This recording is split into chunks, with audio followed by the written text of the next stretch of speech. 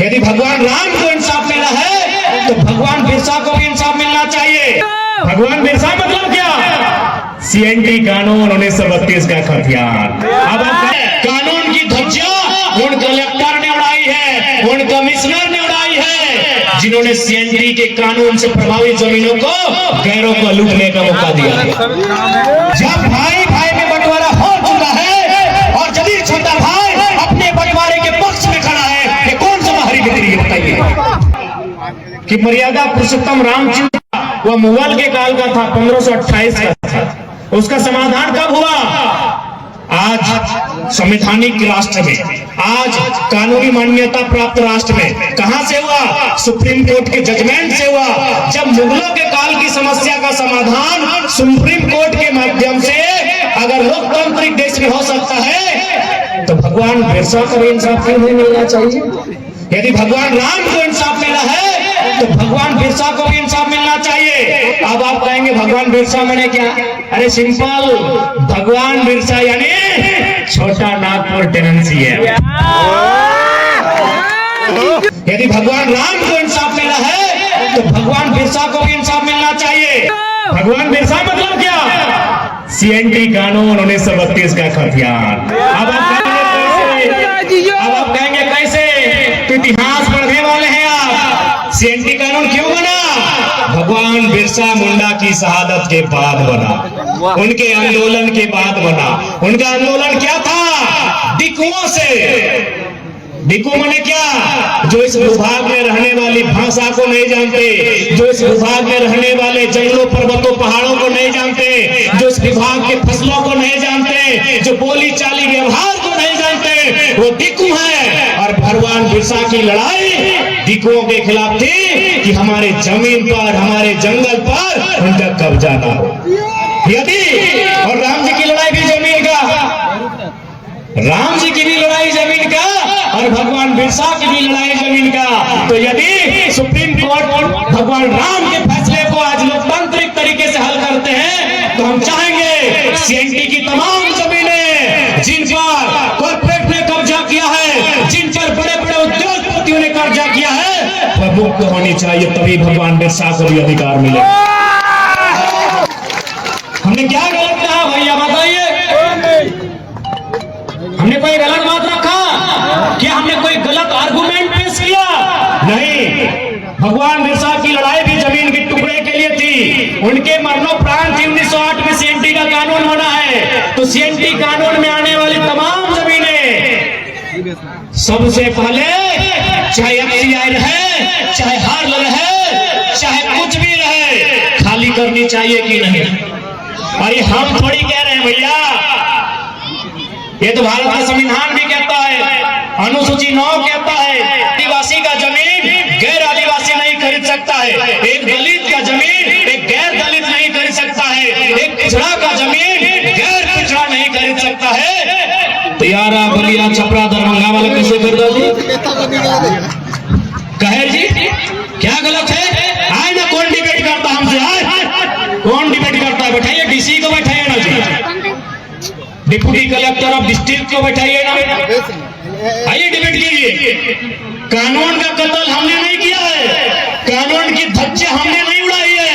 कानून की धज्जियां उन कलेक्टर ने उड़ाई है, उन कमिश्नर ने उड़ाई है जिन्होंने सीएनटी के कानून से प्रभावित जमीनों को गैरों को लूटने का मौका दिया है।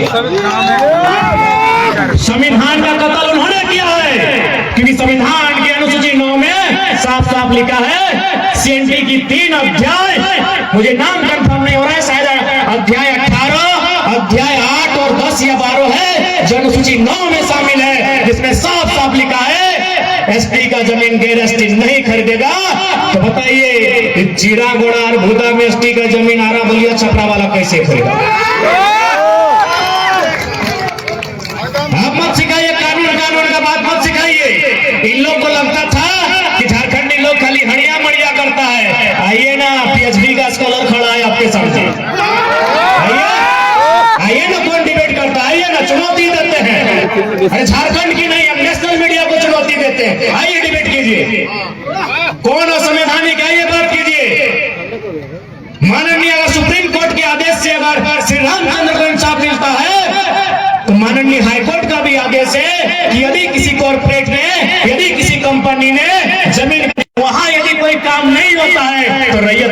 करना चाहिए। ये हाई कोर्ट का आदेश है।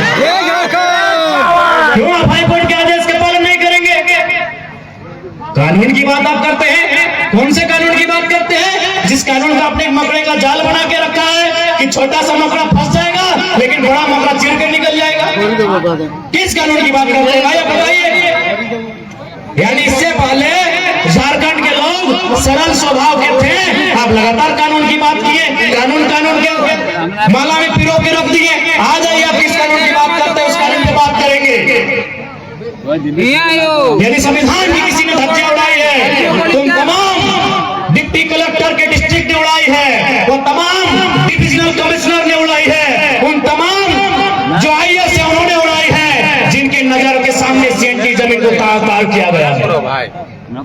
झारखंडी अपने अधिकार को मांगने के लिए खड़ा हुआ है। आज झारखंडी अपने हक को मांगने के लिए खड़ा हुआ है।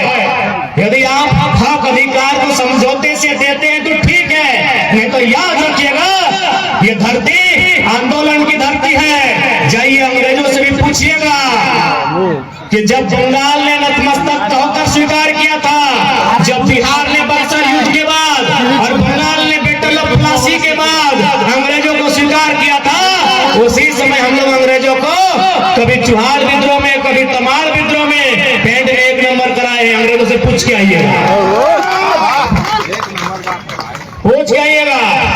Battle of Plassey 1757, battle of Buxar 1764, एक बंगाल में दूसरा बिहार में, और दोनों बार अंग्रेजों ने धूल चढ़ाया था। वहां के राजा रजवाड़ों ने अंग्रेजों को स्वीकार कर लिया था कि आप भी हमारे माए बाप है। लेकिन जैसे वह 1769 में एक ढालभूम पहुंचते हैं जो झारखंड का हिस्सा है, रघुनाथ महतो के नेतृत्व में अंग्रेजों को बाप करवाया जाता है। इसलिए देखिए झारखंडी, हमारी लड़ाई कोई गलत नहीं है, कोई बाहरी हितरी के एंगल नहीं है। आज जो लोग कहते हैं कि भारत एक संवैधानिक देश है, कोई कहीं जा सकता है, रह सकता है, बच सकता है, तो जाइए, हम चुनौती देते हैं। नागालैंड जाइए ना, जाइए नागालैंड जाइए, इनको झारखंड चाहिए, नागालैंड नहीं चाहिए, लेकिन नागा लोग देवो करेगा। नागालैंड जो भारतीय संविधान 371A में जिसको एक स्पेशल राज्य का दर्जा देते हुए लिखा गया है, एकदम साफ साफ लिखा है कि नागाओं की प्रथाओं को चुनौती संसद भी नहीं दे सकती। यानी जहां देश का प्रधानमंत्री बैठता हो, जहां देश का सर्वोच्च रहनुमा राष्ट्रपति बैठते हो, वो भी चुनौती नहीं देगा नागालैंड को। यदि नागालैंड को चुनौती देना है तो नागालैंड की विधानसभा से पूछना होगा, परमिशन लेना होगा। ये है नागाओं का कानून। आप संविधान की बात करते हैं, कहे नागालैंड अलग देश में है क्या? इसी देश में है। 371 को पढ़िए, इसी देश में लिखा है कि संसद कोई कुछ नहीं करेगा वहां। अगर कुछ करना हो तो विधानसभा से पूछ के करेगा। इसलिए कोई हमारी लड़ाई गलत नहीं है। आज यही भेलाटाल से हमारे शक्ति दाए हैं। 15 साल 10 साल पहले हमारे एक मामा घर के भाई का वहाँ शादी हुआ था, वहाँ पुटोस का जड़ था। आज देखिए बड़ा बड़ा बिल्डिंग बन गया है, सब झारखंडी बाहर हो जाएगा। इसलिए हमारी लड़ाई कोई गलत नहीं है, हमारी लड़ाई झारखंड की है। हम फिर कहेंगे बिहार हमारा बड़ा भाई है, उड़ीसा हमारा बड़ा भाई है, बंगाल हमारा बड़ा भाई है, लेकिन भाई भाई में बंटवारा हो चुका है। डीजे वाले साउंड को बंद करें, डीजे वाले साउंड को बंद करें। अरे बजवे धीरा हो, डीजे से ज्यादा दम टाइगर की आवाज में जोर से बजाओ।